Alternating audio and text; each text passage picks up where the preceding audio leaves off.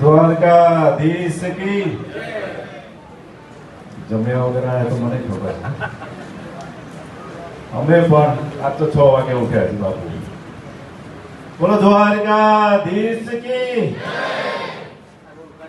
Stage ઉપર ઉપસ્થિત આપણા ધાંગધ્રા શહેરના સંત એવા ઝાલા બાપુ તેમજ અહીંયા ઉપસ્થિત જેમની 109મી જન્મ જયંતિ નિમિત્તે દીકરીઓને સન્માનનો જેમણે પ્રોગ્રામ રાખ્યો છે એમનો પરિવાર અહીંયા જ્યારે હાજર છે એવા સુરા દાદાને મારા વંદન.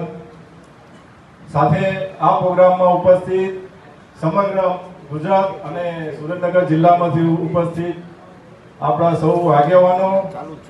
જરા નામ એટલા માટે નથી લેતો કે ઝડપી પાછું અમારે 11 વાગે તો હળવદ પ્રોગ્રામ પહોંચવાનું છે, પણ માફ કરજો બધાના આજે નામ નથી લેતો, પણ તમામ અહીંયા ઉપસ્થિત સૌ મહેમાનોનું હાર્દિક સ્વાગત કરું છું. તેમજ આ કાર્યક્રમમાં ઉપસ્થિત અહીંના આગેવાનો ધાંગધ્રા શહેરના તેમજ સુરેન્દ્રનગર શહેર અને સમગ્ર સુરેન્દ્રનગર જિલ્લામાંથી ઉપસ્થિત એવા મારા વડીલો ભાઈઓ બહેનોને હું વંદન કરીને મારી વાત શરૂ કરું. ખાસ મારા પિતાજીની બદલે જેમ દાદાના નથી હયાત 109મી એમની જન્મ જયંતિ છે ત્યારે એમનો પરિવાર ઉપસ્થિત છે. એમ ડાંગર સાહેબનું આગ્રહ હતો કે મેહુલભાઈ પિતાજીને આમંત્રણ નથી આપ્યું પણ તમારે પણ આ પ્રોગ્રામમાં આવવાનું છે. આમ તો મારે આજે બાપુ સોમનાથનો સવારે ફેમિલી સાથેનો પ્રોગ્રામ હતો. મેં ડાંગર સાહેબના સાથે વાત કરી દીધી, છતાં મેં કહ્યું કે મેં તમને 11 વાગે હું આલેખભાઈને દિલીપભાઈને વાત કરી લઈશ. પણ હવે કહે છે ને કે પરિવારની વચ્ચે જ્યારે આવવાનું લખેલું હોય, મળવાનું નક્કી હોય એટલે આવવાનું થાય જ. એટલે પ્રોગ્રામ અમે આવતા શનિ રવિનો કર્યો અને નક્કી કર્યું કે ભાઈ આપણા પરિવારની અંદર પહેલી વખત જો ધાંગધ્રા શહેરમાં જવાનો મોકો મળે છે અને એમાંય 109મી જન્મ જયંતિ નિમિત્તે દાદાની જે કન્યા કેળવણી માટે જ્યાં સુંદર એવું કામ કરી રહ્યા છે ડાંગર સાહેબ અને સમગ્ર ધાંગધ્રાની ટીમ, એમની વચ્ચે જવાનું થાય છે ત્યારે મારે પણ જવું જોઈએ. વધારે નહીં વાત કરીએ પણ દિલીપભાઈને આપણે 10, 15, 20 મિનિટ તમે પિયુષભાઈ આવ્યા પહેલા મેં સાંભળ્યા. દિલીપભાઈ એમ કહ્યું કે ભાઈ બોલતા નથી આવડતું એવું કહ્યા હતા, તમને શું લાગ્યું? બરાબર. બાબાભાઈને જયારે હતા હળી કર્યો બાબાભાઈ બોલવાનું બોલવાનું બોલવાનું, પણ બાબાભાઈ પણ ખૂબ સરસ વક્તવ્ય આપ્યું. આપણા દાયાભાઈ પણ ખૂબ સરસ અને આપણા ભરવાડ યુવા સંગઠનના પ્રમુખ દિલીપભાઈ પણ ખૂબ સરસ બોલ્યા. અહીંયા બોલવાથી કંઈ થતું નથી, પણ સાથે સાથે પરિણામ પણ આપવાનું જરૂરી છે. જેમ ભરવાડ યુવા સંગઠન આપ સૌ જાણો છો કે ગુજરાતની અંદર 2017થી સતત શિક્ષણ અને રોજગાર માટે કામ કરતું આવ્યું છે. એની સાથે અમારા બાબાભાઈ અને સમગ્ર ટીમ, અમારા દાયાભાઈ હોય, હીરાભાઈ હોય અને સમગ્ર હું ધન્યવાદ આપું કે અહીંયા સુરેન્દ્રનગરની ગોપાલક સાંતરાની ટીમ પણ અહીંયા હાજર છે. ગોપાલભાઈ છે, બાબાભાઈ છે, ઝાલાભાઈ છે, તે પ્રમુખ છે, અન્ય રેવાભાઈ છે, તમામ અહીંયા ટીમ પણ હાજર છે. એટલે ખૂબ અહીંયા ધાંગધ્રા શહેર અને સુરેન્દ્રનગર ટીમ અને સમગ્ર સુરેન્દ્રનગર જિલ્લો ખૂબ સારો આ 4થો વાર્ષિક શિક્ષણનો પ્રોગ્રામ સન્માન સમારોહ રાખવામાં આવ્યો છે.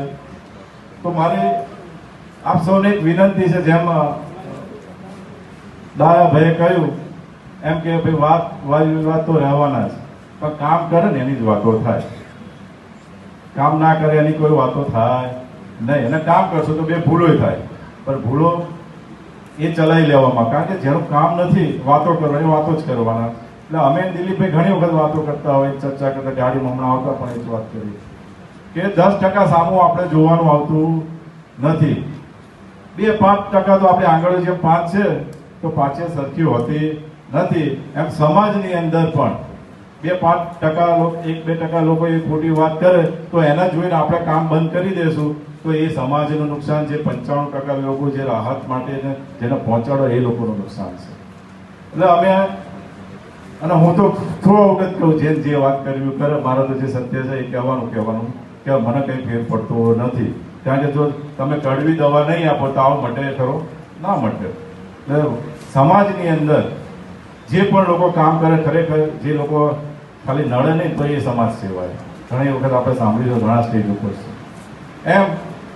તમે બધા અહીંયા ખૂબ સુંદર આટલું દીકરીઓનો જ્યારે કાર્યક્રમ હોય ત્યારે અહીંના ધાંગધ્રા શહેરના જે વડીલો હોય, અહીંના યુવાનો હોય, બહેન દીકરીઓ માતાએ જ્યારે આ પ્રોગ્રામમાં ફક્ત હાજરી નથી આપી, તમે અહીંયા બેઠેલી જે બહેનો દીકરીઓ છે ને એ આવનારું ગુજરાતનું આ ભરવાડ સમાજના ભવિષ્ય માટે તમે અહીંયા હાજરી આપી. તમે એનો સમય છે ને એનો લેખ અહીંયા મારો દ્વારકાધીશ તમને એક પણ મિનિટ અહીંયા કાઢી છે ને એનું તમને ચોક્કસ ફળ આપશે એવી મને પૂરી ખાતરી છે.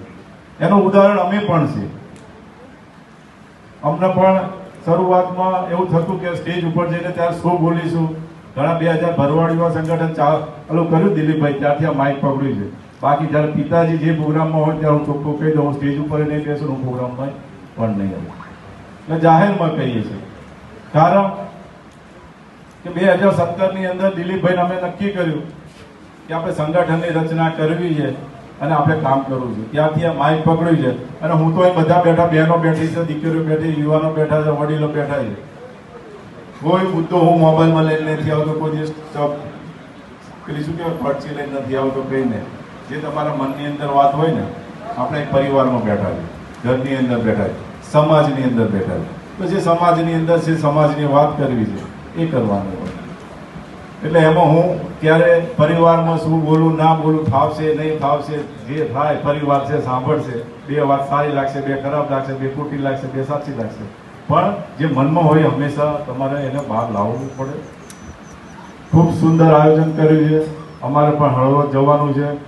જો સુરા દાદાનો પરિવાર અહીંયા હાજર છે, પણ જો અમને રજા આપશે તો પછી અમે નીકળીશું, કારણ કે ત્યાં પણ હજી અમારે અડધો કલાક ગાડીમાં જતા સમય લાગશે. એટલે આપણી વચ્ચે અવારનવાર પાછું આવવાનું થશે. અને તમારા બધાના અત્યારે તો સુરેન્દ્રનગર જિલ્લાએ તો ગૌરવ લેવા જેવી બાબત છે કે બાકડ થરી આટલું ભવ્ય સમાજનું શૈક્ષણિક સંકુલ ઊભું થઈ ગયું અને એનું કામ પણ ખૂબ સરસ કાર્ય ચાલુ છે.